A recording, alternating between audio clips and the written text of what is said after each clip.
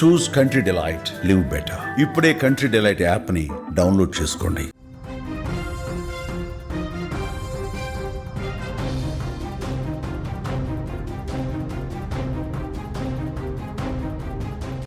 చేవెర్ల మీర్జాగూడ వద్ద జరిగిన RTC bus ప్రమాదంలో తాజాగా అందులో ప్రయాణించినటువంటి ప్రయాణికుల వివరాలు ఒక్కొక్కటిగా బయటకు వస్తున్నాయి. తాండూరు పట్టణంలోని గాంధీనగర్పై మరణ శాసనం రాసింది యొక్క ప్రమాదం. ఒకే కుటుంబానికి చెందినటువంటి ముగ్గురు అక్కా చెల్లెళ్ళు తనుష, సాయిప్రియ, నందిని ఈ కంకర లారీ ధాటికి ఈ లోకాన్ని వీడారు. ఎల్లయ్య గౌడ్ గారి ఇల్లు ఈ క్షణం ఆ క్షణం వరకు కూడా నవ్వులు ఆటపాటలతో కలకలడాడింది. నిన్న నైట్ వరకు కూడా ఆ ముగ్గురు అక్కా చెల్లెళ్ళు ఆ ఇంటికి 3 దీపాలు లాంటి వారు. ఉన్నత చదువుల కోసం ఉదయం ఉత్సాహంగా హైదరాబాద్ వైపున వెళ్తున్నటువంటి ఆర్టీసీ బస్ ఎక్కారు. ఆ క్షణమే అది వారి జీవితాల చివరి ప్రయాణం అవుతుందని కూడా ఆ పేదింటి తల్లిదండ్రులు కలలో కూడా ఊహించి ఉన్నారు.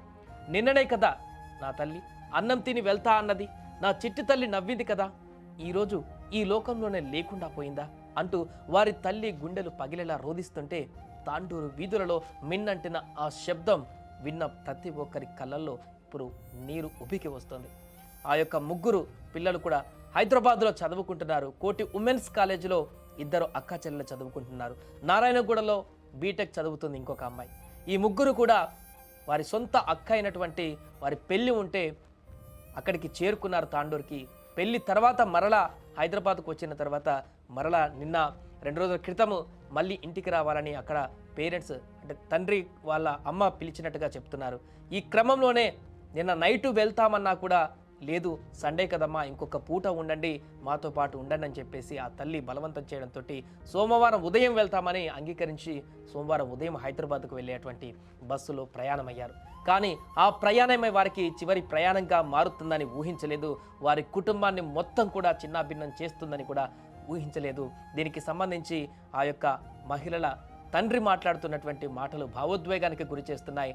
ఆయన ఆవేదనతో మాట్లాడుతున్నటువంటి తీరు అక్కడ ఉన్నటువంటి వారందరినీ కూడా కళ్ళు చెమ్మగిల్లేలా చేస్తున్నాయి. ఒకసారి ఆయన ఏం మాట్లాడారో చూద్దాం. బాబు సార్, బాబు 10th క్లాస్ ఇప్పుడు ఎగ్జామ్ రాస్తే హైదరాబాద్ లాస్ట్ అమ్మాయి పెళ్లి అయిపోయి మొన్న ఫస్ట్ అమ్మాయి పెళ్లి అయిపోయింది సార్.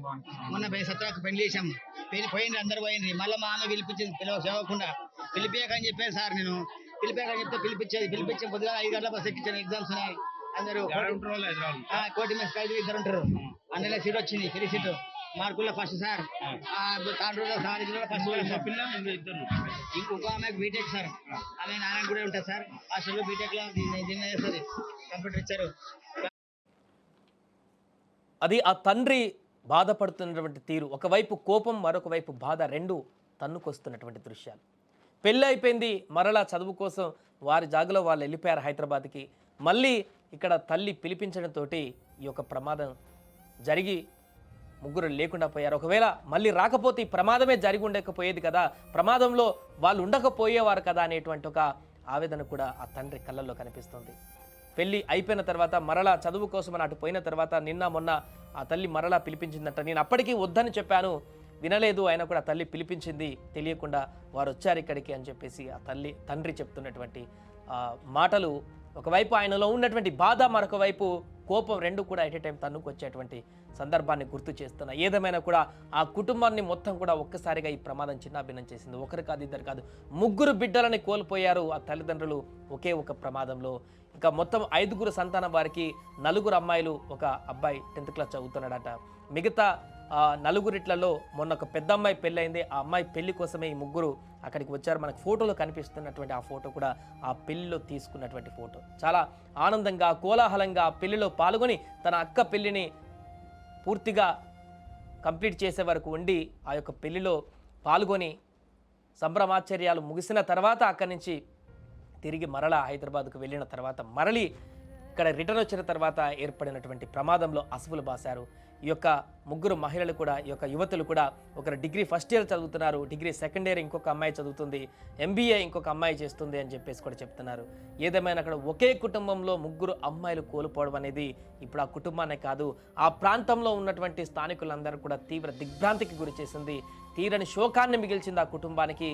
ఇది ఎవరికి పూర్తిగా వర్ణించలేనటువంటి బాధగా చెప్తున్నారు. ఒకే కుటుంబంలో 3 బిడ్డలను కోల్పోవడం అంటే అసలు ఏ తల్లిదండ్రులు కూడా తట్టుకోలేనటువంటి అంశంగా చెప్తున్నారు. ఈ దారుణమైనటువంటి ప్రమాదంలో అన్ని కుటుంబాల కంటే కూడా ఎక్కువ తీవ్ర శోకాన్ని మిగిల్చినటువంటి ఘటన అయితే వీరికి అని చెప్పొచ్చు. 3 చేతికి వచ్చినటువంటి బిడ్డలను కోల్పోవడం పట్ల తల్లిదండ్రులు అక్కడ మార్చిరి వద్ద హాస్పిటల్ వద్ద అయితే తీవ్ర భావోద్వేగానికి గురవుతుంది. ఆ తల్లి అయితే ఆ తల్లితో పాటు వచ్చిన మిగతా బంధువులు కూడా అయ్యో ఇలాంటి పరిస్థితి వచ్చింది, పొద్దున వరకు కూడా బాగున్నారే, అలా అల్లారుముద్దుగా ఉండేటువంటి పిల్లలు ఇప్పుడు చనిపోవడం ఏంటి, మేము అసలు ఊహించలేకపోతున్నాం అంటూ కూడా అక్కడికి వచ్చిన వారందరూ కూడా తమ యొక్క ఆవేదనను వ్యక్తపరుస్తున్నటువంటి సందర్భం అయితే ఉంది. ఏదేమైనా కూడా ఈ యొక్క ప్రమాదం చేవేళ్లలో జరిగినటువంటి ఈ పెను ప్రమాదం ఒక కుటుంబంలోని 3 ఆడపిల్లని బలి తీసుకుంది.